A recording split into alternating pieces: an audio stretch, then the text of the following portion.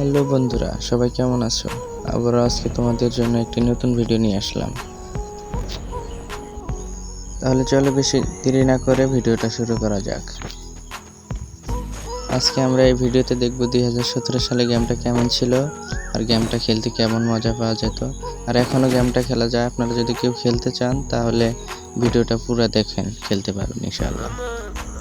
তাহলে চলেন বেশি বকবক না করে ভিডিওটা শুরু করি আমরা।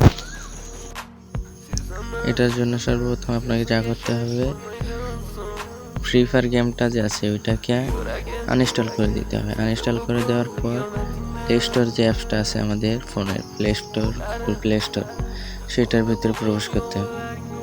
সেটার ভিতরে প্রবেশ করার পর দেখেন সার্চ বাটনে ক্লিক করতে হবে। সার্চ বাটন এই যে এখানে নিচে সার্চ বাটন, ওইখানে ক্লিক করতে হবে। ওইখানে ক্লিক করার পর লিখবেন হচ্ছে free fire FREEFIRE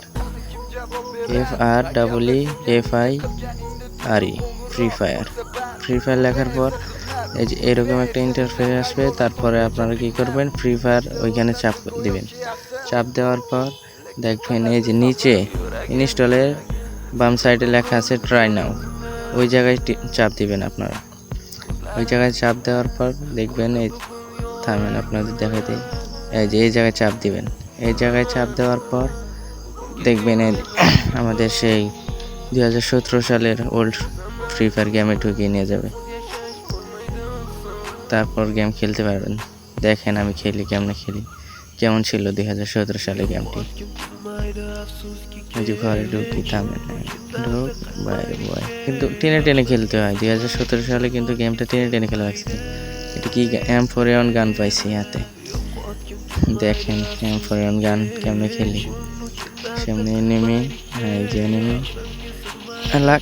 fire button চাপ লাগছে, মরছে।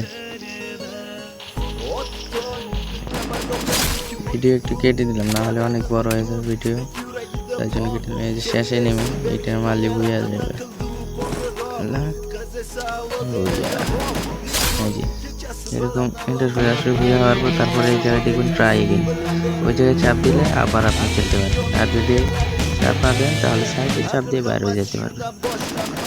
খেলতে পারবেন, না হলে এই যে দেখেন আমি চাপ দিলাম আবার টু গাইন দিলাম ক্যামেরার ভিতরে, এরকম করে খেলতে।